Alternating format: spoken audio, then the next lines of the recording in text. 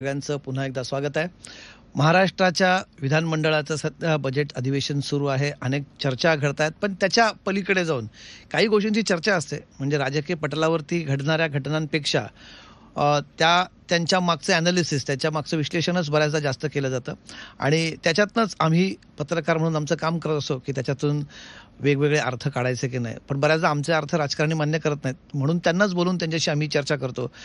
महाराष्ट्रातले असेच एक वरिष्ठ नेते, भारतीय जनता पक्षाचे वरिष्ठ नेते, माजी मंत्री सुधीरभाऊ मुनगंटीवार यांच्याबद्दल सध्या बरंच बोललं जात आहे. आणि त्यांच्याशीच थेट टू द पॉईंट आपण आज चर्चा करणार आहोत. आणि सुधीरभाऊ आपल्या स्टुडिओत आहेत. सुधीरभाऊ, खूप खूप स्वागत आहे टू द पॉईंटमध्ये आपलं.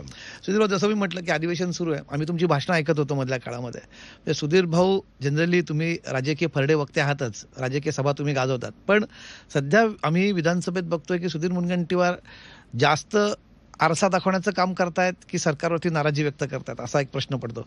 नाही, सरकारवर मी कधीच नाराजी व्यक्त करत नाही. आणि माझंच नव्हे, या अगोदरही 15 वर्ष जेव्हा काँग्रेस राष्ट्रवादीचं सरकार असायचं तेव्हा सरकारमध्ये असणाऱ्या ज्या त्रुटी आहेत, उणीवा आहेत, त्या मी दाखवायचो. मी कधीच व्यक्तिगत कधीच कोणावर आरोप माझ्या आयुष्यात, आता जवळपास 30 वर्ष झाले, मी 7व्या टर्ममध्ये विधानसभेत निवडून आलो, मी व्यक्तिगत आरोप प्रत्यारोपाच्या राजकारणात पडत नाही. मी सार्वजनिक कार्याच्या संदर्भात असणाऱ्या उणीवा दूर करण्यासाठी काम करतो. आणि मी काही आत्ताच बोलतो असं नाही.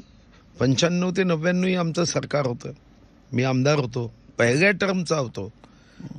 पण पहिल्या टर्ममध्ये सुद्धा मी संसदीय आयुधांचा उपयोग केला. आणि मग आदर्श आमदार म्हणून तेव्हा स्वर्गीय विलासराव देशमुख सत्तेत आल्यानंतर त्यांनी माझा गौरव केला.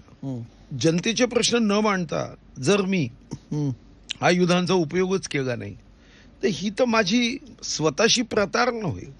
आणि म्हणून मी विषय तेव्हाही मांडायचो, मंत्री झालो, कॅबिनेटमध्ये मांडायचो, पुन्हा आमदार झालो, पुन्हा महाराष्ट्र विधानसभा नियम 180 पानाचं पुस्तक हातात घेतलं.